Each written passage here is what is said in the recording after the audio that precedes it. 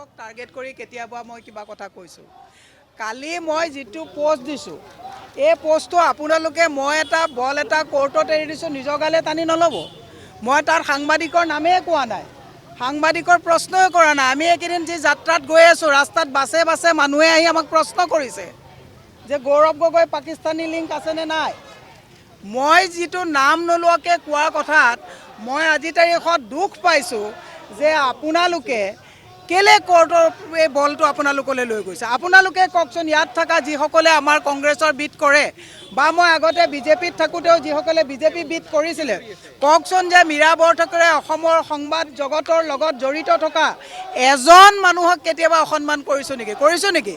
নাই কৰা। মই যিটো কথা কৈছোঁ, এই প্ৰশ্ন মই যালে কৰিছোঁ তেওঁ বুজি পায়, মই ক'ত খৰচ হৈছে তেওঁ বুজি পায়। মই প্ৰশ্ন কৰিছোঁ এজন বিশেষ ব্যক্তিলৈ, আৰু প্ৰশ্নটো আপোনালোকে গালে টানি নলয় যে সাংবাদিক